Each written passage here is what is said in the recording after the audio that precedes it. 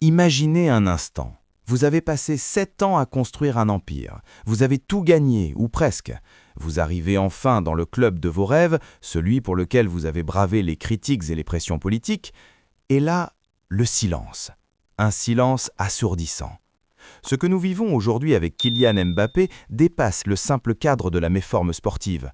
On parle de révélations angoissantes, de doueurs qui ne partent pas et d'un joueur qui doit quitter l'entraînement car son corps, ou peut-être sa tête, dit stop.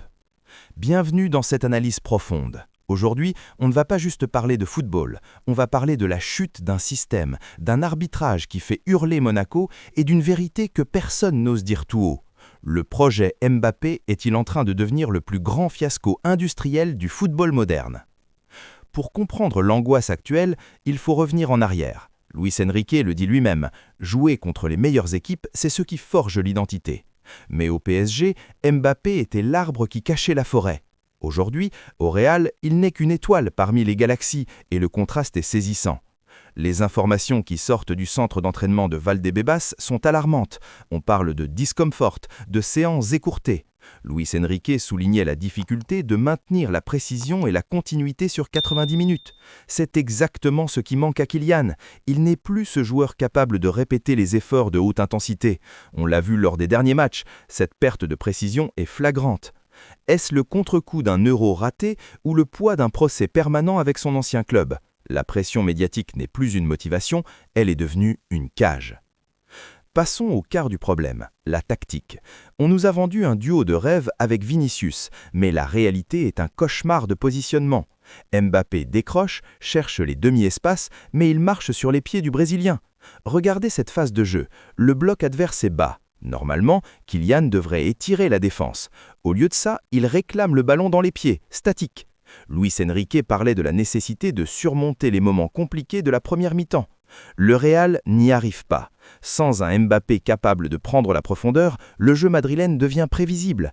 Pire, son repli défensif est inexistant. Dans un football de transition moderne, c'est suicidaire. Les statistiques de pressing de Kylian cette saison sont les plus basses de sa carrière. On ne peut pas gagner la Champions League avec un joueur qui regarde ses coéquipiers courir. C'est ce que les observateurs appellent le piège du statut. Mais il n'y a pas qu'à Madrid que le feu couve. À Monaco, l'ambiance est à l'insurrection. Adi Hütter a craqué. Pourquoi ? Parce qu'il y a ce sentiment persistant d'un arbitrage à deux vitesses. Hütter pointe du doigt une vérité dérangeante, la psychologie des arbitres. On donne un rouge à un jeune joueur monégasque pour une faute d'inexpérience, mais on demande à un cadre comme Lucas Hernandez de se calmer après une intervention bien plus dangereuse. C'est le concept de la hiérarchie invisible. Si vous avez une Coupe du Monde sur le CV, vous bénéficiez d'une clémence que les autres n'ont pas. Cela crée une frustration immense dans le vestiaire monégasque. On parle de fierté, mais surtout de colère. Ce deux poids, deux mesures fausse la compétition. Monaco se sent lésé et les chiffres leur donnent raison sur le nombre de cartons reçus par rapport à la dangerosité réelle des fautes commises. Au-delà du terrain, il y a l'humain. Le cas Vinicius est exemplaire. Il a transformé sa douleur en combat. Pour Mbappé, c'est l'inverse. Il semble s'enfermer. Les médecins du club sont formels. Il doit arrêter pour récupérer la confiance. Quand un joueur de ce calibre perd sa confiance, c'est tout son logiciel moteur qui bug. On le voit dans ses contrôles de balles, d'habitude si soyeux, qui s'éloignent de 3 mètres. On le voit dans ses face-à-face où il hésite. Ce n'est pas une question de talent, c'est une question de connexion entre le cerveau et les muscles. Le football de haut niveau ne pardonne pas l'hésitation. La décision de le mettre au repos n'est pas une question médicale, c'est un aveu de faiblesse psychologique que le Real essaie de gérer en interne. Alors, quel futur pour Kylian et pour notre football ? On a vu des équipes comme l'Atalanta de Gasperini prouver que le collectif et le travail de l'ombre surpassent toujours l'individualisme forcené. Pour Kylian Mbappé, le chemin du retour sera long. Il doit accepter de n'être plus le centre du monde pour redevenir le centre du jeu.